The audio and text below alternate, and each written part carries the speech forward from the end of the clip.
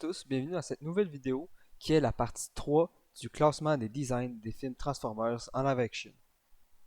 Avant de réellement commencer la vidéo, je tiendrai à préciser que la tier list sera un petit peu plus longue car je ne sais pas s'il n'avait pas chargé ou simplement il n'avait pas été ajouté, mais la plupart des designs de Rise of the Beast, soit même tous les designs de Rise of the Beast, ont été justement ajoutés à la tier list. Donc ça nous fera quelques personnages en plus à classer.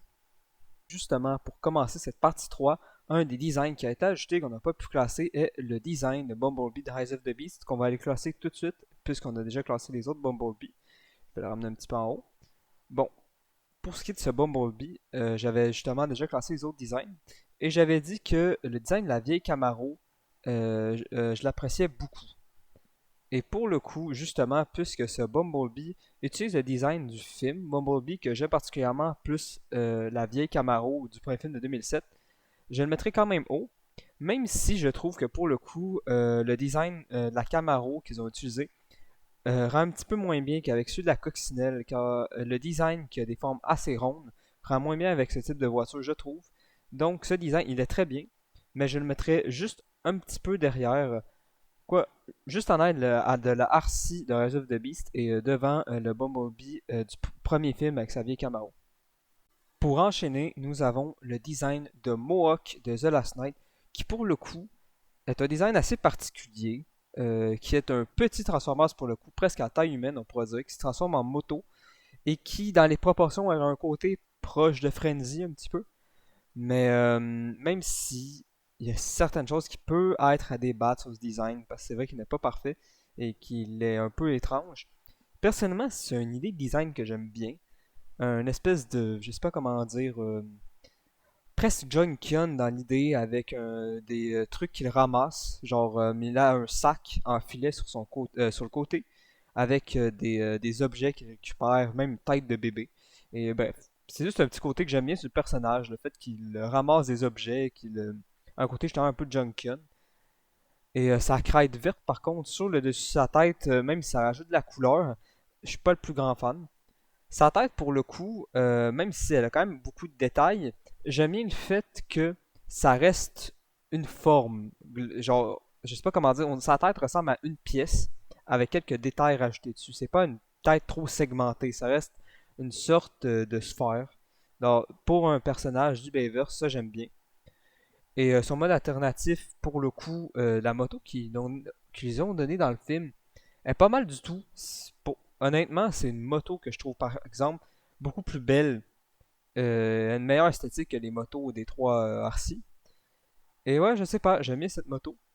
Donc pour le coup, ce design, même si j'ai un côté un peu étrange, je le mettrais dans le bas des biens, juste derrière le Galvatron de Transformers 4.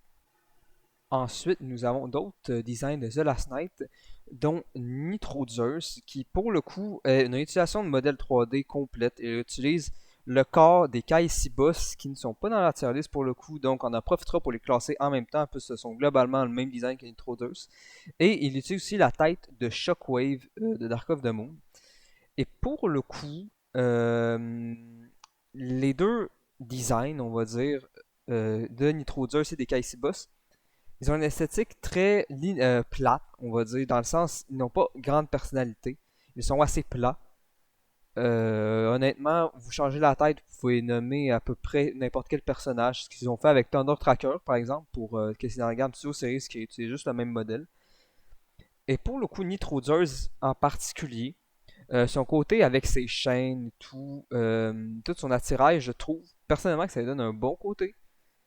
Son mode alternatif de jet, bon, c'est pas le plus inspiré, c'est un jet lambda. Mais bon, le design reste cool, surtout lui Nitro Zeus. De toute façon, c'est celui qui est classé, pas forcément du de KC Boss que je trouve un peu trop plat et sans personnalité. Lui Nitro Zeus, je le trouve un peu plus sympathique quand même. Surtout le personnage dans le film, même s'il n'a pas grand phrase, je trouve qu'avec ce design, toutes ces mimiques qu'il a, sa manière de bouger, ça rend quand même très bien.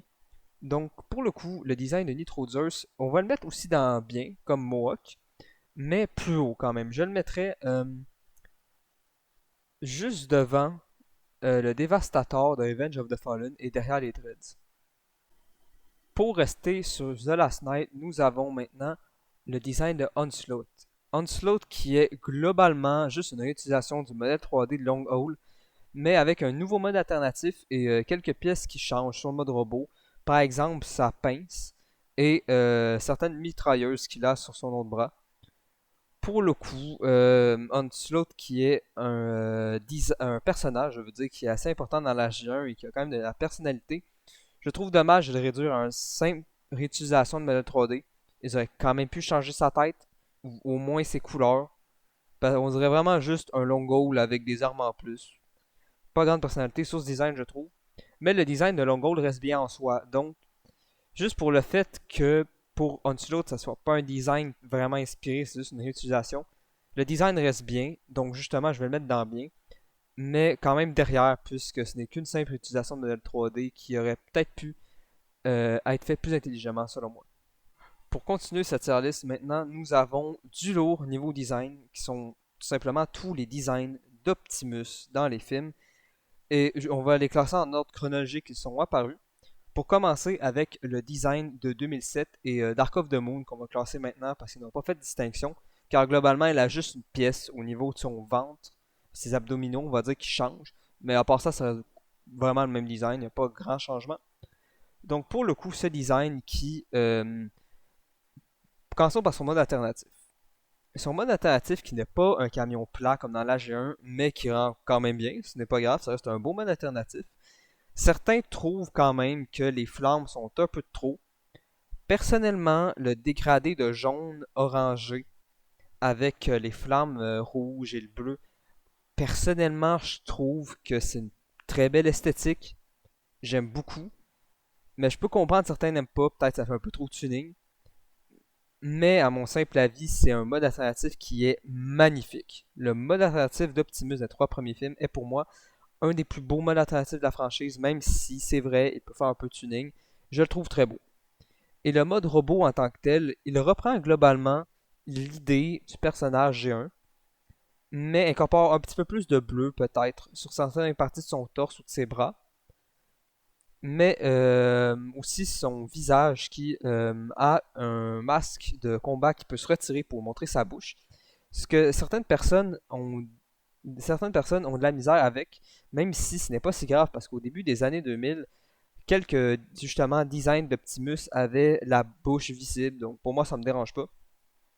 Donc personnellement, l'Optimus des premiers films, ça reste une bonne adaptation qui reste fidèle et il a aussi beaucoup de pièces alternatives de son véhicule sur lui qui sont très bien utilisées, je trouve. Pour moi, ça c'est un design qui va aller assez loin quand même. Et pour le coup, je le mettrais dans super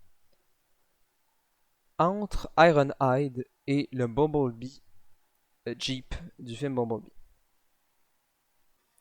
Pour continuer, nous avons le design du Evasion Optimus du 4e film, qui pour le coup est globalement un design très similaire au design des 3 premiers films, sauf qu'il incorpore plus de pièces de son nouveau mode alternatif qui est un camion à nez plat extrêmement endommagé. Car c'est son mode évasion, justement, il a du feu le ventimatière, je crois qu'ils appellent dans le film. Et pour le coup, je dirais à peu près la même chose que pour son précédent design. C'est un design qui incorpore beaucoup de pièces sur modèle alternatif, même si, puisqu'il utilise le même modèle 3D, c'est vrai que certaines pièces sont issues de son ancien modèle alternatif, ce qui est un peu dommage. Ça a été sympathique de peut-être un peu plus se retravailler. Mais ça reste un design qui, pour le coup, a un beau mode alternatif, qui rappelle celui de la G1, même s'il est très endommagé, je sais pas. C'est un mode alternatif qui, je trouve, colle plutôt bien, surtout pour la situation dans laquelle est ce Optimus. Et même si le mode robot a peut-être moins de couleurs, je trouve que le fait qu'il soit assez endommagé, justement, quand on le trouve dans le garage de Cade Yeager, il perd des pièces de son visage. Il est en morceaux, je sais pas. Je trouve que c'est une bonne philosophie de design pour ce que le film essaie de raconter. Et c'est globalement aussi le même design que celui des 3 premiers films. Donc, je le mettrais juste à côté, et peut-être même devant, pour ce que le film essaie de raconter avec ce design. Donc, justement, je le mets à côté du Bumblebee Jeep et entre justement le Optimus des 3 premiers films. Pour continuer, nous avons un design qui a une philosophie extrêmement différente de celui qu'on vient de voir. c'est le design qu'il acquiert dans le quatrième film et qu'il garde dans The Last Night. Et pour le coup, le design d'Optimus de Transformers 4 et 5, c'est un design qui est très particulier, qui, à part les cheminées à l'arrière, n'a pas vraiment de pièces sur mode véhicule. Il est assez étrange pour le coup. Il rappelle pas mal un chevalier, ce que j'aime bien, puisque, comme j'ai dit précédemment, j'aime bien le design des chevaliers de The Last Night. Mais sur un Optimus, je ne sais pas. Peut-être faire ce design, mais avec plus de pièces du mode alternatif, peut être sympathique, je pense. Mais en tant que design pur, ça reste un design que je trouve magnifique. Mais en tant que design d'Optimus qui est supposé être un Transformer, même si on sait techniquement que ce design peut se transformer, même si on a de la misère à le voir, je sais pas. Pour moi, en tant que pur design, il est bien. Mais en tant que design qui est supposé se transformer, j'ai de la difficulté un petit peu à voir comment. Et aussi pour ce qui est de son mode alternatif, je l'aime bien. C'est un très beau mode camion. Mais peut-être un petit peu inférieur à celui des trois premiers films. Donc, pour moi, puisqu'il a à peu près une philosophie de design similaire, je le mettrais juste devant le Galvatron de Transformers 4. Pour continuer, nous avons le design d'Optimus dans le film Bumblebee, qui est aussi très semblable à ceux de Rise of the Beast, donc on va les classer en même temps, mais pas forcément à la même position. Pour le coup, ce design qui a pas mal de pièces de son mode véhicule, qui a des bonnes couleurs, qui est fidèle à la G1, qui a une très belle tête, je trouve, avec son masque de combat qui rend très bien. Personnellement, je sais que beaucoup de personnes le considèrent comme un des meilleurs designs des films sur grand écran. Je l'aime beaucoup, mais je sais pas, il est très beau, mais je le mettrais dans, pas dans parfait, personnellement. Ça reste un super beau design, mais je le mettrais dans le haut des designs super. Mais j'ai de la difficulté à le mettre dans les designs parfaits parce que je trouve que, je ne sais pas justement, un petit peu plus de personnalité sur ce design aurait pu être appréciable. Il est trop proche du design du jeu, je trouve. Je pense qu'avoir quelques trucs différents sur ce design aurait pu le rendre mieux. Quelques libertés, mais quand même, ça reste un très bon design, donc je le mets dans super. Et pour ce qui est du design de Rise of the Beast, il est très similaire pour le coup, des proportions un peu différentes que j'aime moins. C'est dommage parce que je pense honnêtement que si le design de Rise of the Beast aurait gardé exactement les mêmes proportions et le masque de combat, parce que même si j'avais dit que la bouche me dérange pas forcément sur Optimus, je trouve que sur celui de Rise of the Beast, même si elle passe correctement, on va dire, je sais pas, son incrustation et comment elle rend dans le casque laisse parfois à désirer, selon moi. Mais je pense que si on aurait eu justement les, les plaques grises par-dessus les vitres et certains détails du Optimus Rise of the Beast sur celui de Bumblebee, pour moi ça aurait peut-être été un design parfait. Mais pour le coup, le design de Rise of the Beast, je le mettrais juste un petit peu plus bas que celui de Bumblebee, car justement ses proportions et sa bouche me laissent un peu plus à désirer, excusez-moi. Pour enchaîner, nous avons les designs de Wheeljack, ou de Q, ou de Pablo, c'est comme vous voulez. On va les classer en ordre chronologique comme pour Optimus. Et pour le coup, le design de Wheeljack ou de Q, pour ceux qui préfèrent, personnellement, je préfère la PQ aussi, vu sa tronche, on va se dire, qui est globalement un Albert Einstein sous forme robot. Apparemment, c'est une idée de Steven Spielberg qui voulait ça dans le film. Et moi, on va se dire, sa tête est effroyable selon moi, qui me fait un peu penser à la tête de Brains aussi. Je sais pas, les cheveux bleus transparents, même, ça me fait penser.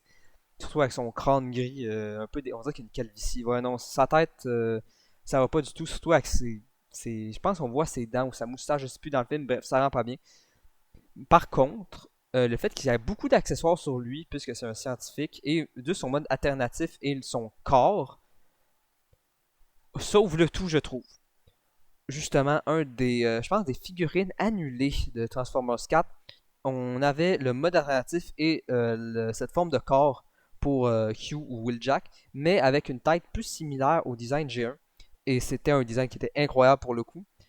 Et justement, le design en tant que tel est très bien. C'est vraiment la tête qui gâche tout. Donc pour moi, le design, il va aller dans OK, puisque j'aime beaucoup le mode alternatif et beaucoup son corps et tout l'équipement qu'il a sur lui. Donc on va mettre dans OK, juste devant les Chevaliers de the Last Knight. Ce qui est dommage, parce que s'il aurait une tête, pas forcément proche celle de la G1, mais juste plus acceptable qu'une tête comme celle-ci, il aurait pu facilement, selon moi, finir dans Super. Mais bon. Maintenant, pour ce qui est d'un design qui est beaucoup proche de la G1 et qui, pour moi, est un de mes designs préférés de Will Jack sur grand écran, est le design de Bumblebee qui est très fidèle et pour moi est une bonne adaptation. Et je n'ai pas grand chose de plus à dire. C'est juste un bon design qui adapte bien et qui aussi, pour le coup, euh, un bon mode alternatif, même si ça reste cybertronien et que. Bon, c'est quand même un bon design qui ne casse pas trois pattes à un canard parce qu'il n'a pas plus d'inspiration que de faire celui de la G1. Donc je le mettrai dans Super, mais dans le bas. Et maintenant, pour ce qui est du design de Wheeljack ou de Pablo, c'est vous qui décidez comment vous l'appelez.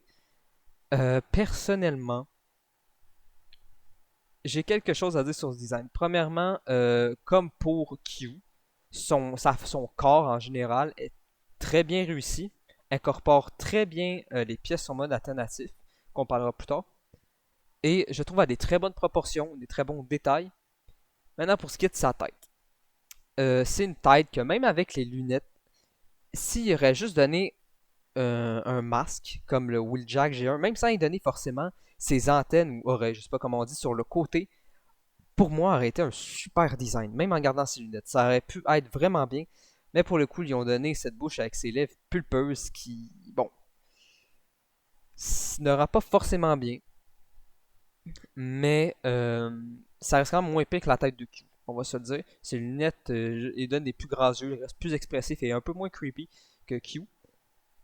Et pour ce qui est de son modèle alternatif, comme j'avais dit plus tôt, j'ai un très grand attachement pour ce qui est des Volkswagen Combi. Mais qu'est-ce qui est très étrange avec son mode alternatif est que, si je ne dis pas de bêtises, je n'ai pas non plus la science infuse, c'est un mode alternatif qui n'existe pas. Ils ont mélangé deux combis, deux modèles différents en un seul. Je ne sais pas pourquoi ils ont fait ça, pourquoi ils n'ont pas pris un vrai modèle existant, parce que la vitre et la partie où il y a les lumières et le capot avant, on peut dire, il n'y a pas de modèle qui incorpore ces deux trucs-là en même temps. Ce n'est pas les mêmes. Donc je ne comprends pas pourquoi ils ont fait ça. Mais bon, le mode alternatif en soi reste quand même bien. On peut se dire que dans le lore du film, le propriétaire qui l'avait, le mode alternatif que Wheeljack a scanné s'est fait un petit trip custom. On pourrait sortir cette excuse. Mais pour ce qui est couleur et même le TV Pablo écrit sous côté, pour moi, ça c'est un bon mode alternatif. Donc, ce Pablo ou Wheeljack, je le mettrais dans le haut des biens. Même si sa tête laisse à désirer, je trouve quand même que le design global et l'idée, même si son mode narratif aurait peut-être pu être un vrai véhicule existant, ce qui est dommage d'utiliser celui-ci. Bon, je le mets quand même dans le haut des biens et honnêtement, s'ils auraient juste mis une plate, une mouth place sur sa tête, ça aurait pu finir dans un design justement dans le haut des super selon moi, mais bon, ils ont décidé de faire ça. Mais ce n'est pas si grave, ça c'est quand même un bon design. Pour enchaîner, nous avons le design de Quintessa de Transformers The Last Knight, qui pour le coup n'ira pas dans nul comme certains autres designs, mais n'est vraiment pas inspiré. N'a pas vraiment de mode alternatif. On ne sait pas vraiment si c'est une cybertronienne ou non, c'est très difficile. Et pour le coup, techniquement aussi un. Ah ben, techniquement, elle a un mode alternatif, qui est globalement un mode Pretender, un peu comme Alice, même si pour le coup c'est beaucoup moins creepy. Mais pour ce qui est de son mode justement plus mécanique qu'on voit dans le film, pour moi c'est pas un design non plus qui part dans nul, même si je le trouve extrêmement plat et peu inspiré. Parce que je trouve certains aspects du personnage donnent quelque chose d'un peu gracieux dans sa manière de se déplacer avec ces espèces, pas des tentacules, mais des espèces de, presque de, je sais pas comment dire, de bouts de tissu métallique qui pendent en arrière d'elle, qui fait une sorte de traînée. Je sais pas, je trouve que ça y apporte un petit truc, mais vraiment que ça sur son visage, tout le reste, la philosophie du personnage en tant que tel, comment ils l'ont fait, comment ils l'ont pensé. pour moi, c'est un design qui part dans le bof, mais vraiment dans le bas des buffs, même derrière les RC. Et bon, ça reste un design qui peut marcher pour peut-être justement les quintessons, pour Quintessa, mais en tant que pur Transformer, pour moi, c'est un design qui ne passe pas vraiment. Maintenant, nous avons les designs de Ratchet, qui pour le coup, globalement, eu des bons designs dans la franchise Ratchet tout de même. Et pour commencer, on parle de son design du film de 2007, qui a des bonnes proportions. Personnellement, je suis tout le temps trouvé que c'est un design qui avait des bonnes proportions, qui avait l'air assez expressif dans ses mouvements. Niveau couleur, c'est pour le coup les couleurs du design de 2007, je les préfère moins à celui d'Ark of the Moon qu'on parlera plus tard, car j'ai jamais vraiment su si c'était du jaune ou du vert qu'il avait sur lui, parce que je sais pas, c'est un mélange entre les deux couleurs, un entre-deux, qui pour moi fait un petit peu tâche sur ce design, peut-être mériter une couleur un petit peu plus claire, genre dans le sens un peu plus établi qu'un mélange de deux couleurs. Mais ça reste un bon design qui incorpore pas mal de pièces en mode véhicule, même si on peut noter certaines triches sur ces scènes de transformation. Il a un bon mode alternatif qui est pas une vraie ambulance qui existe dans la vraie vie, ils ont juste modifié un Hummer. Mais ça reste une très belle ambulance selon moi. Donc pour moi, le design de Ratchet, il part dans le haut des biens, juste devant le design de Pablo. Maintenant, sa version Dark of the Moon, qui est globalement le même, mais avec d'autres couleurs, et pour le coup a un vert beaucoup plus prononcé et beaucoup plus de blanc sur lui, ce qui rappelle son apparence G1. Et j'aime beaucoup justement ce design avec ses couleurs. Et pour moi, c'est un design qui va aller dans super, juste en air, non, juste devant le Wheeljack de Bumblebee. Parce que pour moi, honnêtement, ces couleurs avec un vert plus prononcé, pour moi, ça va très bien sur ce design et son mode alternatif aussi avec ses couleurs magnifiques. Et pour continuer sur un Ratchet qui est un petit peu plus G1, nous avons celui du film Bumblebee, qui pour le coup est le même que celui d'Ironhide. Donc on va le classer à côté, même si un peu devant, car il a un peu plus de personnalité, il est moins plat avec ces espèces de cornes sur le dessus de sa tête. Donc je le mets un petit peu devant. Pour enchaîner, nous sommes maintenant sur le design de Headman de Transformers Revenge of the Fallen, qui a une philosophie assez similaire à tous les designs un peu proches de Frenzy, de Freezer. Sauf que pour le coup, c'est techniquement une sorte de combiner, ce qui est assez étrange pour un Transformers un peu à taille humaine, qui est relâché par Ravage dans, me semble, une des bases Sector 7 ou juste du gouvernement, je ne sais plus. Mais en gros, qui est plusieurs petites billes des Decepticons qui vont se combiner, se désassembler et se combiner pour former Reedman, qui, même si pour le coup n'est pas forcément inspiré, c'est pas mal justement une sorte de design proche de Frenzy, qui n'a pas vraiment une forme humanoïde, c'est pas mal un amas de métal, presque honnêtement, avec une queue et deux jambes, deux bras, même si c'est pas très clair comment il est formé. Un des aspects que j'aime bien sur ce design, c'est que il est extrêmement fin et que certaines scènes de combat dans le film, on le voit passer à travers littéralement des gardes, tellement qu'il est fin et coupant. C'était un truc que j'ai trouvé quand même sympathique et qui sauve un petit peu un design qui est pas très inspiré, surtout aussi le fait qu'il y a une petite combiner techniquement que je trouve être une bonne chose et qui donne une plutôt bonne idée de mise en scène. Donc pour moi, Hitman, même si ça reste un design un peu cursed, je le mettrai dans le bas des hockey, juste derrière Hot Rod. Bon, pour enchaîner, nous avons maintenant le design de Scalpel, qui pour le coup a une philosophie de design un peu similaire. Un petit Decepticon extrêmement fin, qui pour le coup est vraiment petit. Il n'est même pas forcément à taille humaine, il est vraiment minuscule. Et ouais, pour le coup, c'est un petit Decepticon qui se transforme en microscope. Et une chance qu'au grand écran, ils l'ont pas appelé Perceptor, parce que sinon j'aurais pété un câble. Mais bon, ce design, ça vaut pas grand chose. Un petit peu de vent brain quand même. Son mode alternatif est un peu plus inspiré, je trouve.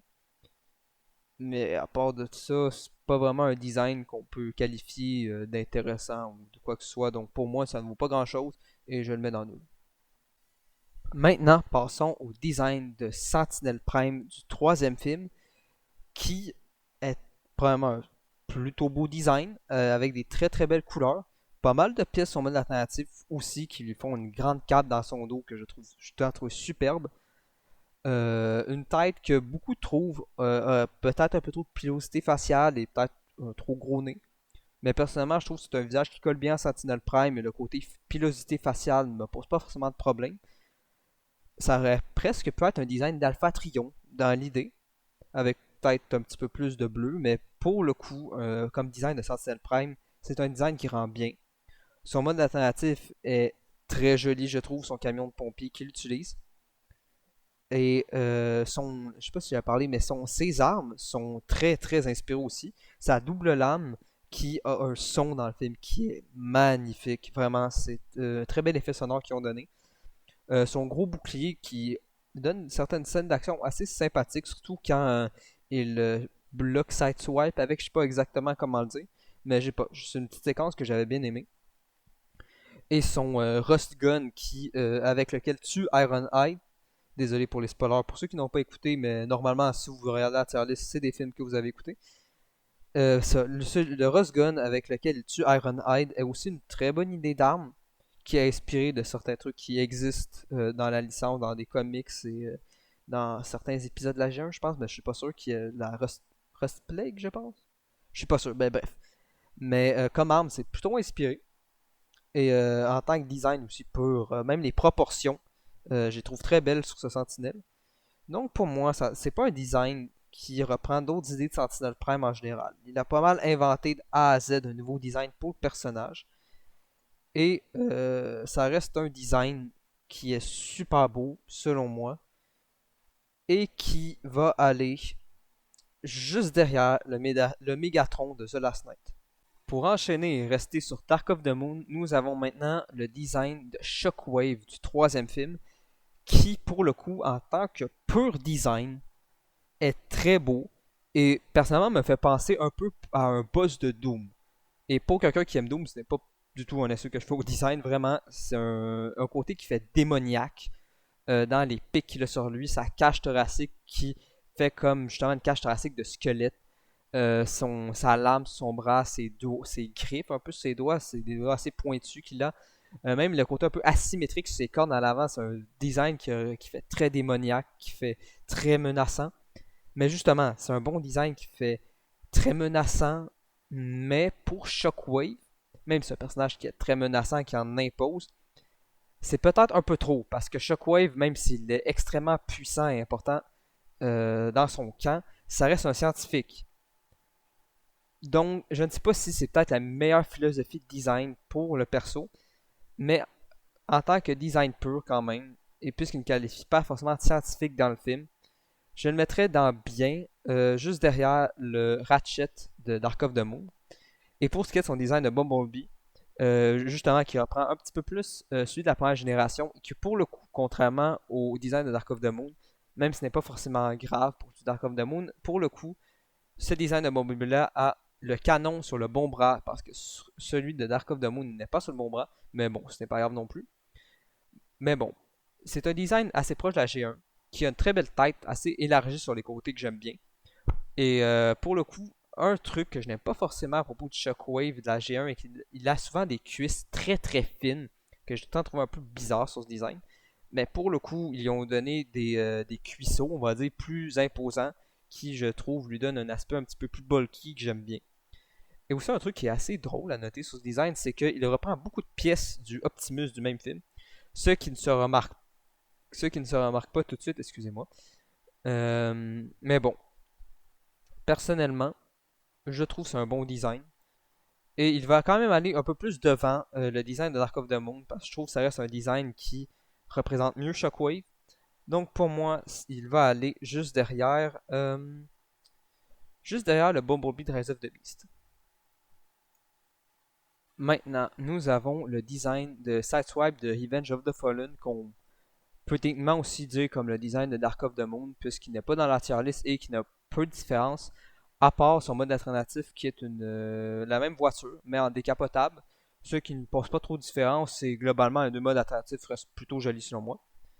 Donc, bref, pour ce qui est de ce Sideswipe, excusez-moi, ça reste un design un peu terne, je trouve, pour un Sideswipe. Comme j'avais dit, je pense que ça n'aurait pas été forcément une mauvaise idée de changer les noms entre le design de Sideswipe et le design de Mirage des films de Michael Bay. Car pour le coup, prendre ce design et l'appeler Mirage, même s'il n'a pas forcément le côté hologramme et visibilité, ça passe déjà un peu mieux. Le Silver colle un peu mieux à Mirage selon moi, ça peut-être pu être une bonne idée, mais en tant que Sideswipe il est un peu incolore selon moi. Mais ça reste quand même un design avec des bonnes idées, notamment les roues au niveau des pieds, qui font un peu penser aussi à la RC d'Eyes of the Beast, ou même au RC de Revenge of the Fallen. Et ses lames sur ses bras qui sont ça un bon point que j'aime plutôt bien. Sa tête qui, pour le coup, est une bonne tête quand même. J'aime bien aussi cette espèce de petite corne qu'il a en arrière. On dirait presque des cheveux coiffés par l'arrière, selon moi. Je trouve que c'est un bon petit point. Mais bon, ça reste un design que je trouve un peu plat quand même niveau couleur. Et aussi son mode alternatif que justement je trouve plutôt joli, qui est la Chevrolet... non, la Corvette, excusez-moi, la Corvette Stingray. Qui, pour le coup, rend plutôt bien, surtout avec les pièces qu'on voit sur son mode alternatif. Surtout la partie arrière qui se retrouve sur son torse. C'est un truc assez rare à signifier chez Transformers qui ont globalement les pièces de leur mode alternatif qui sont les parties avant qui se retrouvent sur leur torse. Mais avoir la partie arrière, je trouve que c'est un plutôt bon point. Non, pour moi, même s'il est un peu fade niveau couleur, c'est un design qui va aller dans bien juste devant le scrapper de Transformers 2. Maintenant, nous avons le design de Sideways de Transformers 2 qui a un plutôt beau mode alternatif qui est la Chevrolet, voyons, la Audi R8, si je dis pas de bêtises, que j'aime bien comme voiture, elle est très belle. Et niveau design de robot, il reste extrêmement gris. Il reprend beaucoup d'idées, même peut-être de certaines pièces de modèle 3D du modèle de barricade.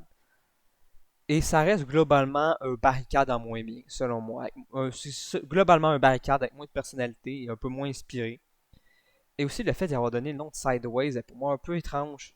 Parce que vu comment Sideways dans d'autres continuités est un personnage extrêmement important, est techniquement un personnage qui existe en une seule version dans tout le multivers Transformers et pour le coup qu'on a pu revu depuis la mort de celui-ci dans Revenge of the Fallen, ça fait poser la question de est-ce qu'ils ont tué un personnage très important et très puissant dans la licence juste pour une scène de quelques secondes dans le deuxième film. Ça reste à débattre, mais personnellement, je trouve ça assez étrange comme coïncidence et peut-être pas la meilleure façon d'exécuter. Et honnêtement, ils auraient pu l'appeler n'importe comment, ça aurait mieux passé. L'appeler Sideways est bizarre selon moi. Et pour le coup, comme j'ai dit, ça reste un barricade en moins bien. Donc, il va aller dans le haut des OK, juste devant le Q.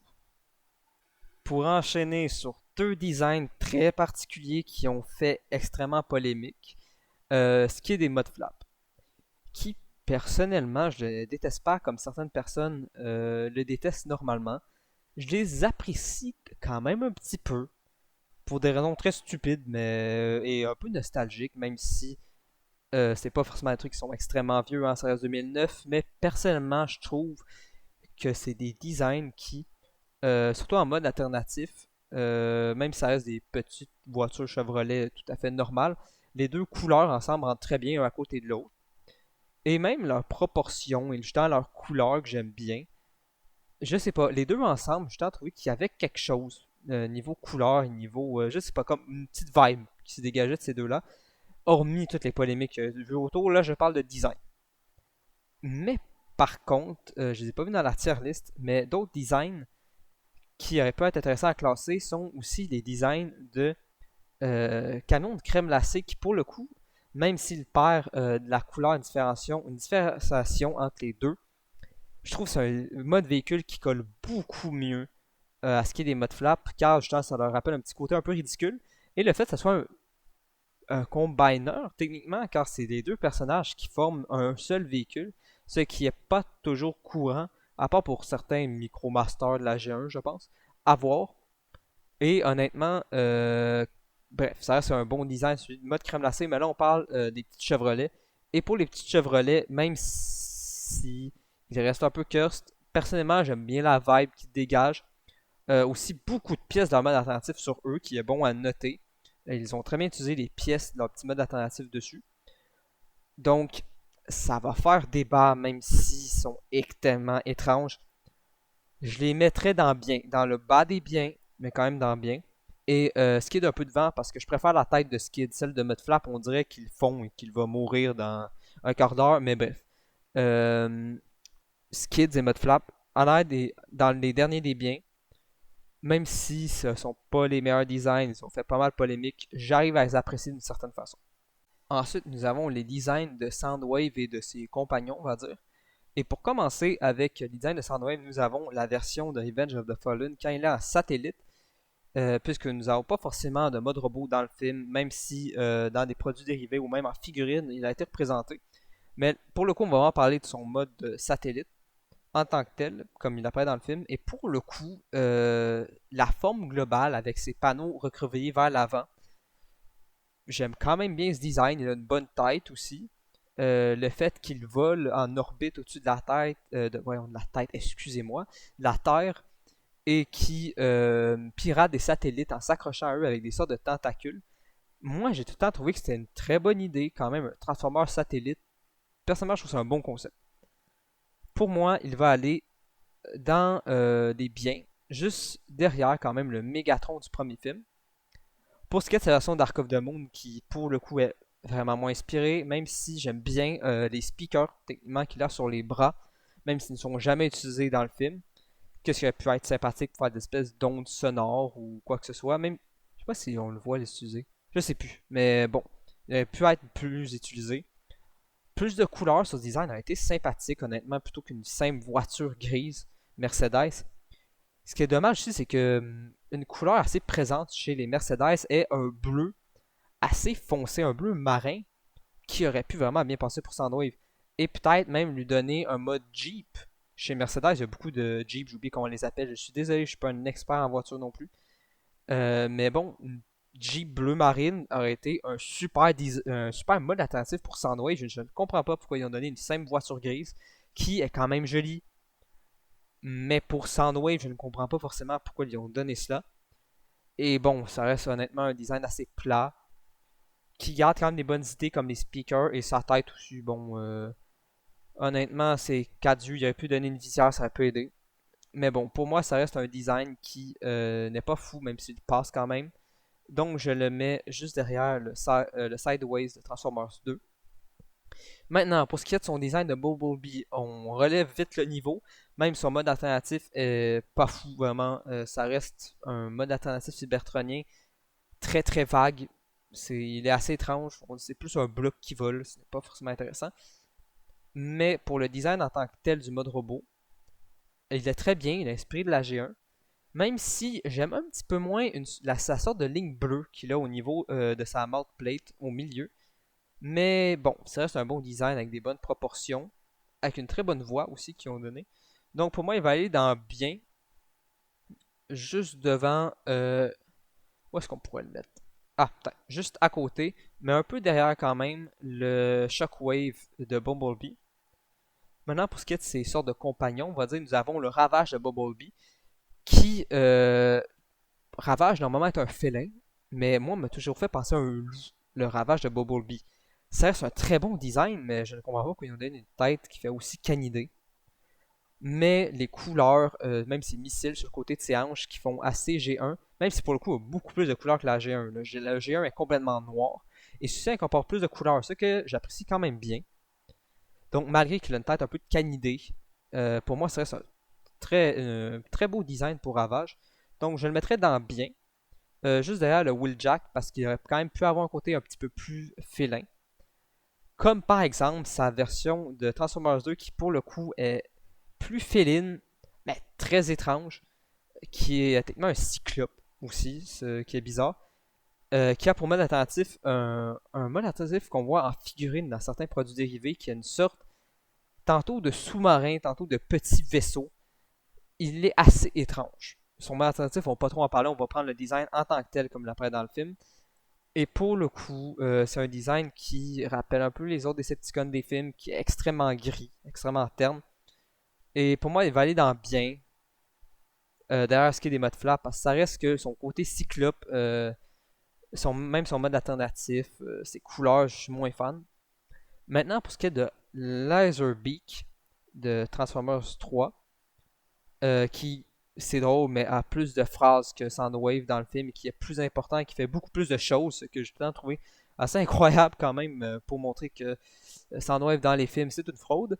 Celui de voyons, le Laserbeak de Dark of the Moon, pour le coup, est un design qui reste quand même gris, même si je trouve qu'il y a des plutôt bonnes idées, notamment ses ailes qui sont très menaçantes, je trouve, avec deux réacteurs sur les côtés qui, je trouve, rendent très bien.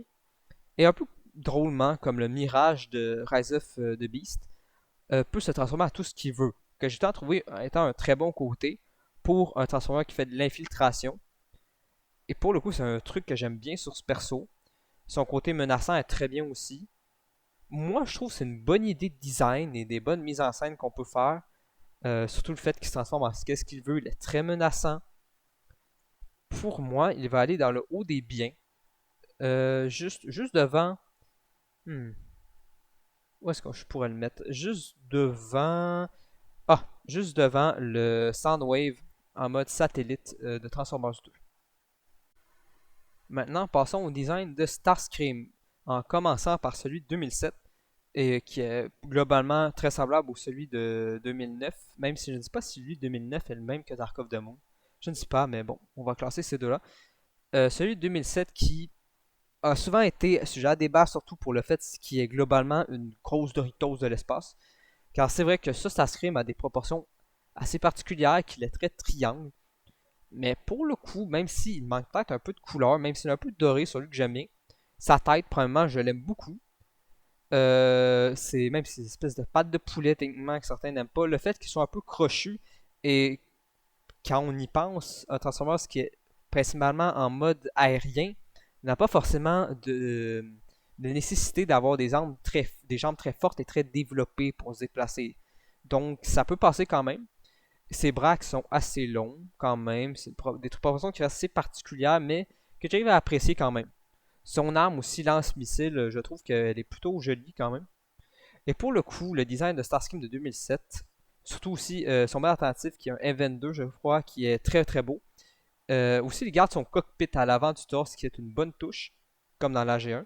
Donc pour moi, ce Starscream, même si il n'a pas beaucoup de couleurs, je le mettrais juste derrière la Arcee et devant le Megatron du premier film. Voilà.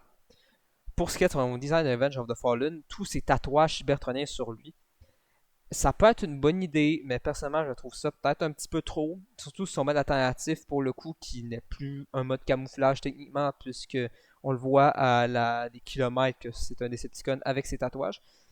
Mais ça c'est quand même un bon design. Donc pour le coup, il va aller juste derrière son précédent design. Pour ce qui est par contre pour celui de Bumblebee, euh, et notamment aussi de la plupart des seekers du film Bumblebee, c'est un design qui va aller très loin pour moi, qui a un super beau mode alternatif de Tetrajet, qui a de très belles couleurs, des jambes massives, assez évasées, que je trouve assez belles et assez esthétiques sur un Transformer.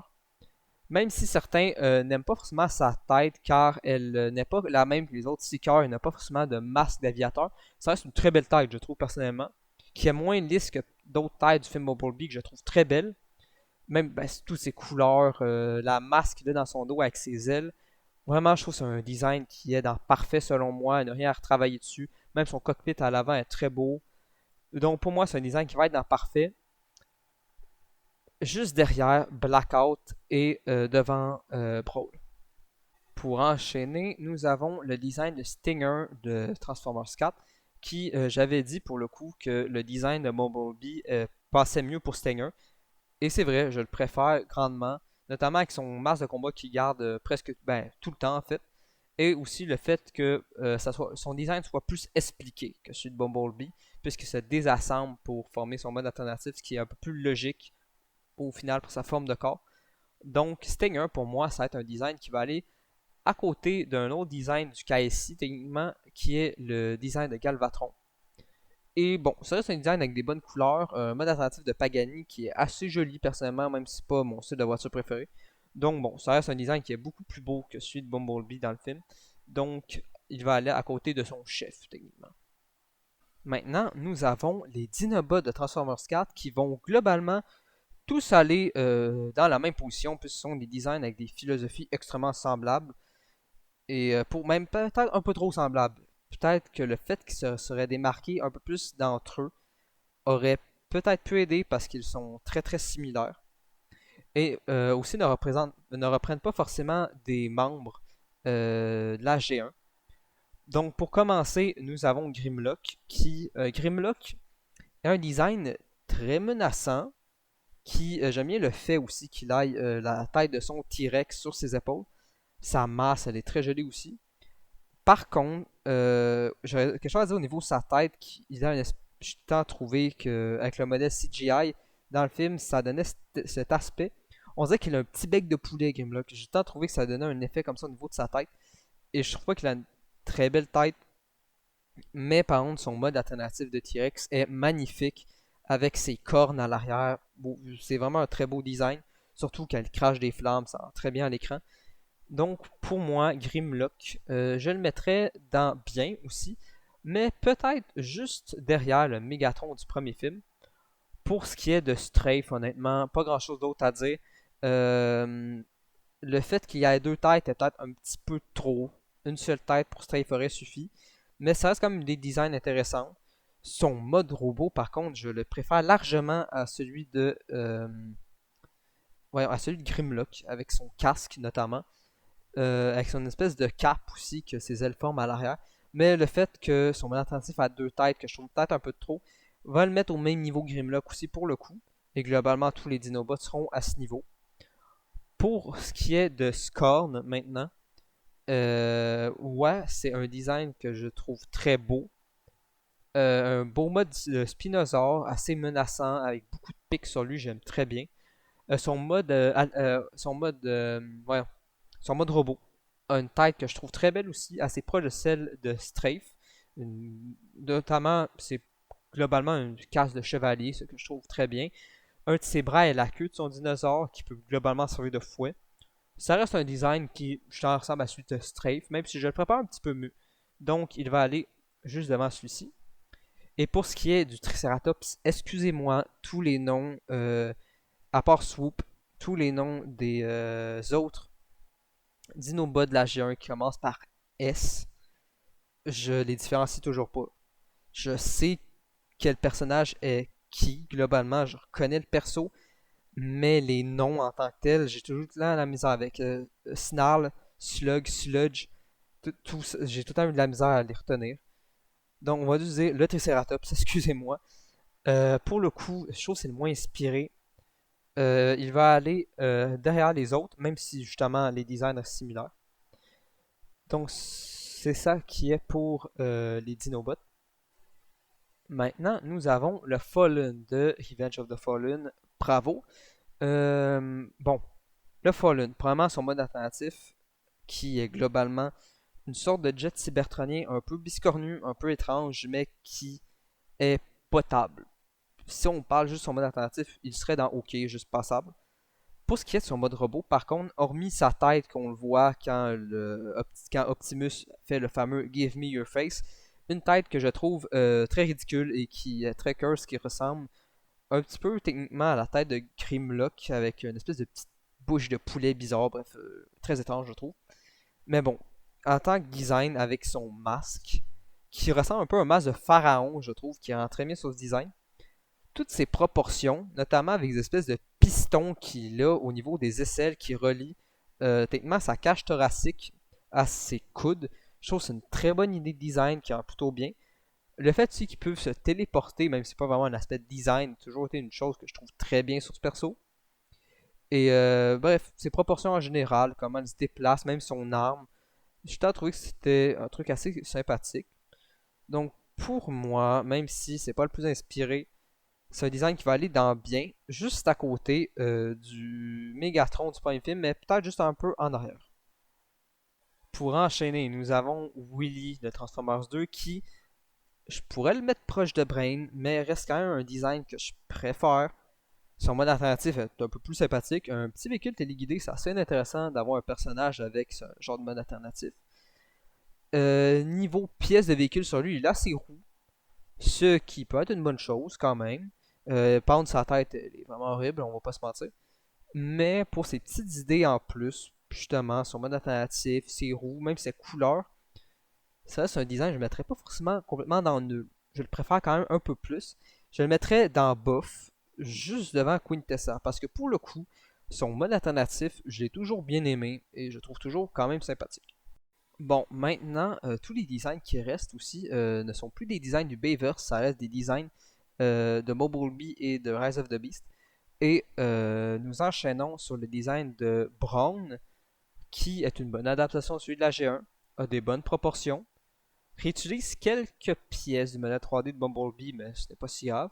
Et au niveau de son mode alternatif, on ne le voit pas dans le film, mais on le voit dans le studio series qui a été fait de ce personnage, qui est un personnage, je trouve, beau mode alternatif, qui fait un peu gros véhicule lunaire, un peu blindé. Je trouvé que ça donnait un aspect un peu comme ça, avec sa grosse vitre à l'avant.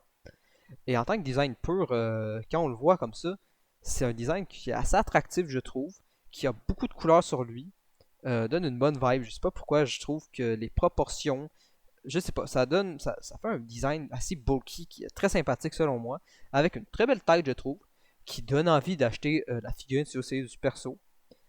Et pour le coup, ce design, je le mettrais dans super, juste devant le Wheeljack. Maintenant, pour un autre design de Bumblebee, nous avons le design de Cliff Jumper, qui est globalement le même modèle 3D à part pour la tête que le Bumblebee de... voyons, excusez-moi, du film Bumblebee. Mais pour le coup, je trouve qu'avec les couleurs de Cliff Jumper, c'est un mode alternatif qui fasse un peu mieux. Pas le mode alternatif, mais les pièces plus cybertroniennes passent un peu mieux avec ces couleurs. Je ne sais pas pourquoi, je le préfère. Donc il va aller juste un petit peu devant le design de Bumblebee cybertronien. Maintenant, pour rester aussi sur le film Bumblebee, nous avons Blitzwing. Blitzwing qui est très proche du design de Starscream, ça reste un design de Seeker de ce film. Mais même si ça reste un design qui est superbe, vraiment c'est un très très beau design. Il est magnifique selon moi avec son masque d'aviateur. C'est un Seeker aussi, c'est une très bonne adaptation du design des Seekers qui beaucoup de personnes ont cru que c'était Starscream quand ils ont vu les trailers. C'est un très bon design, avec un beau mode alternatif aussi. Mais en tant qu'adaptation de Blitzwing, je le trouve dommage. Il n'aurait pas forcément donné les couleurs G1. C'est vrai que les couleurs de la G1 n'auraient peut-être pas forcément passé sur grand écran, contrairement à certaines personnes disent. Pour la G1, les couleurs de Blitzwing qui sont le jaune et le violet sont bien en tant que tel, mais sur grand écran, ça aurait peut-être pu faire un petit peu trop selon moi. Et peut-être pas forcément très menaçant comme couleur. C'est mon avis personnel. Mais le truc que je tiendrais à noter, c'est d'avoir fait de Blitzwing seulement un Seeker. Si j'avais fait un Blitzwing avec ses couleurs, ou même cette tête, c'est pas grave. Mais avec deux modes alternatifs et une forme un peu différente des autres Seekers, ou même peut-être, je sais pas, une visière comme il a dans la G1, ça aurait peut-être été un peu mieux selon moi. Donc même si ça reste un superbe design, vraiment, le travail a été extrêmement bien fait dessus. Je le mettrais dans super, juste devant le Optimus de Bumblebee. Mais je ne peux pas le mettre dans parfait selon moi, car il manque quelque chose pour en faire un bon Blitzwing.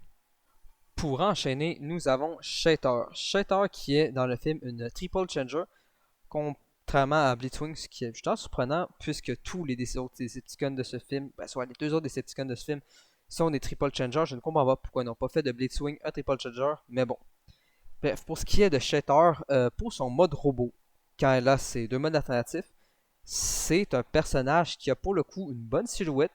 J'aime aussi la partie basse, ses pieds, comment ils sont formés avec les pièces, sont assez bien faits. Ses réacteurs et ses ailes dans le dos lui donnent de la masse que je trouve très sympathique. Son visage fait très malicieux. J'aime bien, ça fait très Decepticon pour le coup, c'est une bonne chose. Au niveau de son torse, la calandre de son mode voiture qui vient s'installer rend très bien aussi, je trouve.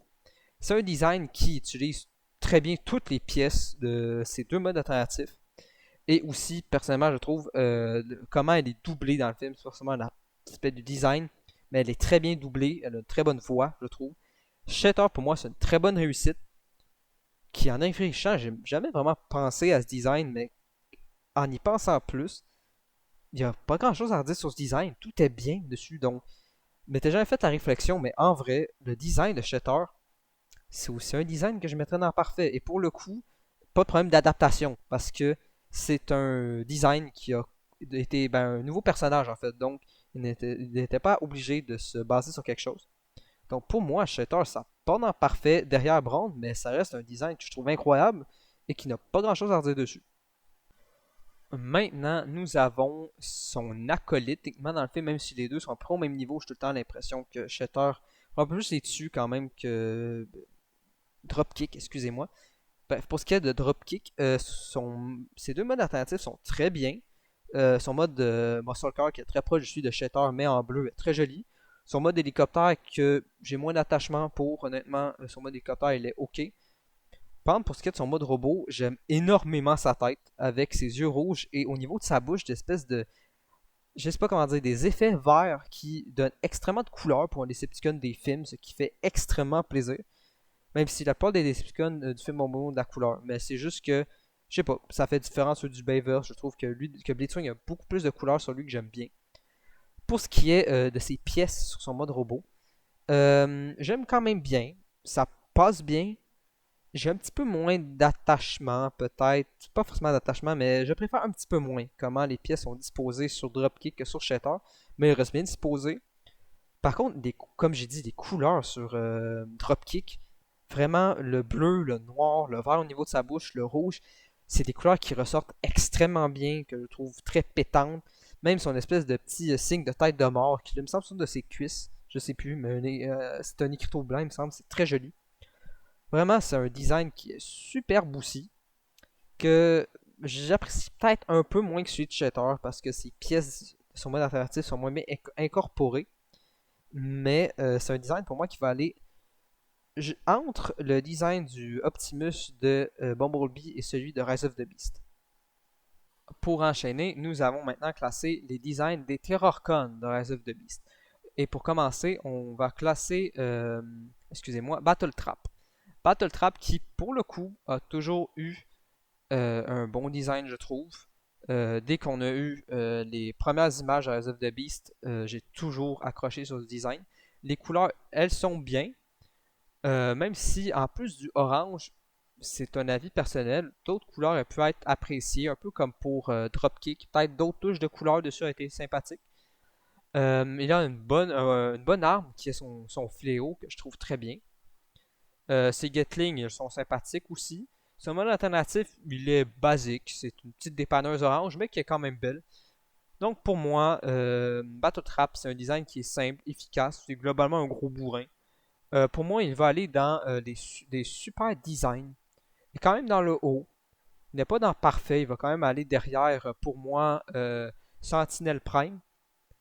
Mais pour moi, ça c'est un très bon design, même s'il n'adapte pas forcément bien le design G1. Mais ça reste une bonne idée de design. Pour ce qui est de Nightbird, Nightbird, pour moi, même si je n'ai jamais été fan du fait qu'il ait donné des ailes, parce que honnêtement, pourquoi il aurait un mode alternatif terrestre si elle s'est volée? Pourquoi il n'a pas donné un mode alternatif de jet dans ce temps-là?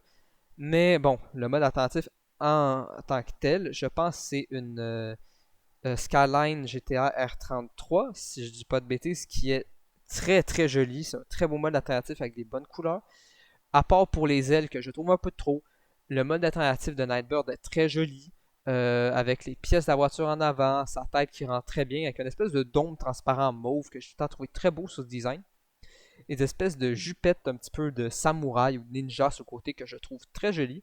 Ces katanas qui sont magnifiques aussi. Vraiment, c'est un beau design, même si les ailes sont en trop, je trouve. Donc, elle va aller pour le coup à côté de Battle Trap, Nightbird.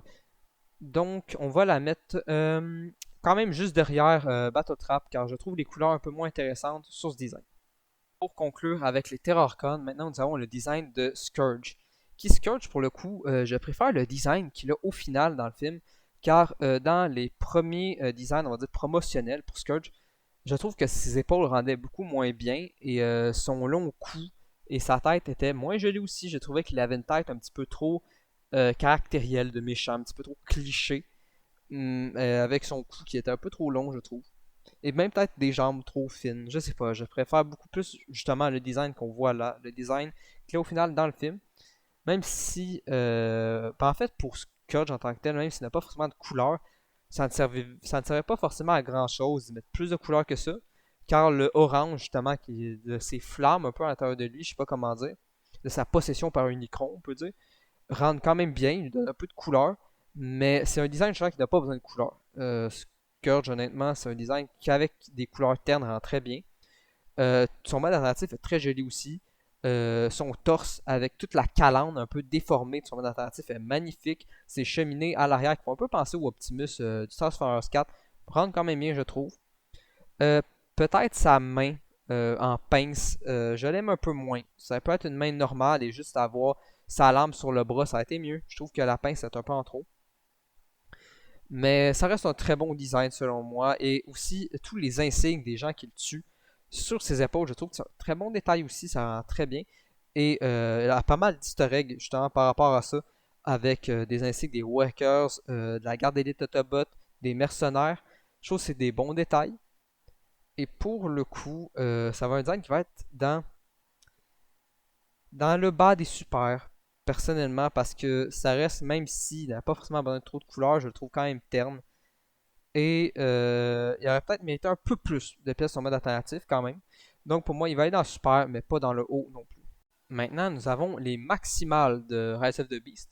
Et nous allons commencer pour les maximales par Optimus Primal, qui est pour moi une très bonne adaptation de son design de Beastoir, qui, même s'il ne reprend pas le mode animal complètement presque organique qu'on voit dans la série, rend bien sur grand écran parce que je trouve qu'avoir un vrai gorille à l'écran a peut-être été un peu étrange. Et aussi, tous les personnages de Beastoir, honnêtement, leur donner des modes alternatifs de vrais animaux aurait peut-être un peu été dérangeant. Parce que, par exemple, je prends un exemple. Pour Cheetor, dans la série, avec son Guts Gun, je pense pas que ça aurait été forcément une très bonne idée, si vous voyez, d'adapter ça à l'écran.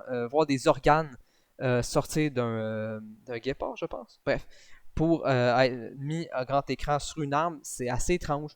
Donc, je comprends la philosophie de design, leur donner des modes plus mécaniques. Et pour le coup, je pense que c'est des beaux modes mécaniques. Justement, pour Primal, son mode gorille à l'écran a des détails que je trouve fous, que je trouve superbes, une tête extrêmement expressive. Le fait de leur donner des yeux verts au maximal, je trouve ça très bien, ça différencie des Autobots. Et pour ce qui est du genre de Primal, aussi son mode robot est superbe, a des très bons détails.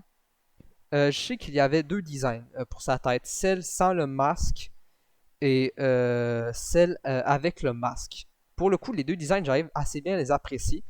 Même si dans le film, à un moment on le voit sans masque et c'est globalement le bas de sa tête de gorille collé sur sa tête de robot qui pour le coup ne rend vraiment pas bien. Mais je vais plus prendre en compte les designs pour sa bouche qu'on voit en Studio Series et pour son masque, celle qu'on voit dans le film. Et bref, c'est un design qui adapte bien son design de Beastoir, même si peut-être pour certains il manque un peu de couleur, mais pour les maximales de ce film, je trouve que pas plus de couleurs que ça me suffit. C'est très bien. Donc pour le coup, c'est un design aussi qui va aller dans Super, juste devant, entre, juste devant Hound pour moi. Pour ce qui est de Rhinox, bon, le mode Rhino, même si j'aime bien l'aspect un peu justement enflammé qu'il a dans sa bouche, son mode alternatif de Rhino, même si, il fait menaçant un peu, avec sa corne en avant, toutes ces plaques un peu d'armure qu'il a sur lui, c'est quand même un bon mode alternatif, même si j'aime beaucoup moins que celui de Primal. Pour ce qui est de son mode robot, il est quand même bien. Je ne sais pas si je me souviens plus exactement du modèle 3D, mais je sais que pour sa figurine Studio Series, il a des peut-être trop petites jambes, selon moi. Il a peut-être mérité d'avoir des jambes un petit peu plus bulky, mais ça reste quand même un bon design qui a moins bien que celui Primal quand même. Pour moi, juste passable. Donc on va mettre dans bien, dans le haut des biens, juste en air du Bumblebee de The Last Night. Pour ce qui est des Razors, même, on commence par parler de son mode alternatif qui est un plutôt beau, plutôt bel oiseau. Même si j'ai pas grand chose à redire dessus, il est assez simple. Par contre, pour ce qui est de son mode robot, qu'on ne voit pas dans le film, mais qu'on a en Studio Series par exemple, je sais pas s'il a déjà été pensé pour un mode robot pour Razor. Peut-être aussi que les designers ont juste décidé d'y en inventer un pour la figurine. Mais pour ce qui est de son mode robot qu'on peut voir en figurine, Sa tête est magnifique, je trouve. Tous les détails qu'elle a sont très jolis. Même ses pieds rentrent très bien avec ces deux espèces de griffes à l'avant. Ses petits missiles sur les bras. Tous les détails qu'elle a. Justement, ça fait un peu une coiffe. Un petit peu... je sais pas. Ça y fait très bien. Même si sa tête est très belle. Très beau visage. Personnellement, je ne vais pas forcément classer le mode robot. Parce qu'on ne le voit pas dans le film. Mais si ça se trouve, le mode robot n'a jamais été pensé dans le film. À part pour la figurine. Donc pour moi, Eraser, elle va aller dans bien, mais quand même plus bas. Juste derrière Laserbeak. Parce que pour un mode oiseau, je préfère celui de Laserbeak, je le trouve plus intéressant. Et Eraser est peut-être un peu trop plat pour moi comme design. Pour ce qui est de Cheetor, son mode robot, avec ses deux espèces de petites griffes à la Wolverine sur ses mains, c'est super classe, je trouve. Sa tête, moi, je trouve, elle rend très bien. Toutes les proportions en général sur son corps sont très jolies. Pour ce qui est de son mode animaux, je trouve. Animal, excusez-moi. Je le trouve bien. Même si. Bon, ça casse pas trois pattes à un canard non plus. Il passe bien. Sans plus, selon moi. Mais le mode robot est très très beau, je trouve. Donc, il va aller dans le haut des biens, juste devant Rhinox. Et bon, maintenant, on a fini avec les maximales. Nous avons Stratosphère qui m'a toujours fait un peu penser au Jetfire des films. Même si, pour le coup, j'aime moins son mode alternatif, même s'il est très beau. Il est quand même, j'aime bien l'esthétique de son mode alternatif, un vieil avion. Je préfère le Blackbird quand même. Par contre, pour ce qui est des pièces, son mode alternatif, son mode robot, je les aime autant comme utilisation que pour Jetfire. C'est pas forcément la même philosophie, mais avoir le devant, je pense, de l'avion sur son torse et les hélices qui se replient sur les réacteurs à l'arrière, je trouve que c'est une très bonne utilisation de pièces. Même si sa tête est un peu étrange, je trouve. Même si aussi la pilosité, je trouve que ça fait trop prononcé. Avoir une couleur complètement différente du reste du visage pour la pilosité sur un Transformers, pour le coup, ça fait un peu moins bien que sur Jetfire ou Sentinel, par exemple. Mais ça, c'est un design qui passe, selon moi. Qui a des plutôt bonnes proportions, qui utilise beaucoup de pièces en mode alternatif, qui a des belles couleurs quand même. Donc pour moi, il va aller dans bien. Justement, juste devant Scavenger. Et pour finir, enfin, cette tier list en trois parties qui doit maintenant faire presque 2 heures cumulées ensemble, nous avons le design de Transit qui n'a jamais apparu dans le film parce qu'il fait partie d'une scène annulée qui est très dommage parce que même si certaines personnes trouvent sa tête être un peu trop insectoïde et fait un peu trop tête du Bayverse, qui me dérange pas parce que la plupart des têtes du Bayverse, je les aime quand même bien pour certains Decepticons. Et justement, la tête de Transit, je la trouve quand même belle. Son corps, toutes les pièces sont alternative qu'il a sur lui, ses couleurs. Il a beaucoup de couleurs pour un Decepticon. C'est dommage qu'il soit un peu dans le film parce que honnêtement, je trouve que c'est une très bonne idée de design. Même sa masque qui fait un peu à la breakdown de Prime, je la trouve magnifique sur son bras. Et pour ce qui est de son mode alternatif, je trouve super intéressant, vraiment, je trouve super chouette. Car c'est rare qu'on ait eu des modes alternatifs de bus dans la licence. C'est pas une je sais pas si c'est une première, mais c'est rare en tout cas qu'on ait eu des modes d'autobus dans la licence. Et je trouve que ça rend très bien. Et bref, c'est un design qui a des bonnes proportions, qui utilise bien ses pièces de mode alternatif, qui a un très beau mode alternatif, une tête qui passe plutôt bien, une bonne arme. Même s'il n'est pas apparu sur grand écran, pour moi, ça va être un design qui va aller très loin. Je sais pas si je pourrais le mettre dans parfait, parce que j'aime presque tout sur ce design. Vas-y. C'est ma tier list, je fais qu'est-ce que je veux. Pour finir cette tier list, on a un autre design qui va dans parfait selon moi. Transit. Pas de problème d'adaptation, excusez-moi. Puisqu'il n'adapte aucun autre personnage à la licence. C'est un nouveau personnage avec ce que je sais. Et vraiment, ils ont inventé un bon perso, même si il n'apparaît pas dans le film, ce qui est dommage. Je trouve vraiment que ce mode robot, son mode alternatif, sont superbes.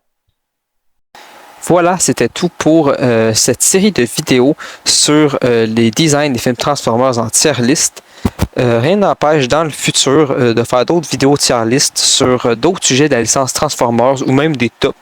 Mais pour l'instant, pour les prochaines vidéos, je vais continuer à rester sur des reviews, mais de temps en temps faire d'autres petites séries comme celle-ci.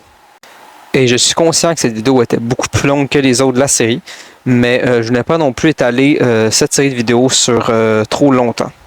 Merci d'avoir écouté la vidéo jusqu'au bout. Si vous avez aimé, vous pouvez laisser un like et vous abonner. Si vous êtes déjà abonné et ne voulez pas être raté des prochaines reviews ou même autres formats de vidéos que je sortirai sur la chaîne, vous pouvez activer la cloche des notifications pour être averti. Merci d'avoir écouté et bonne journée à tous.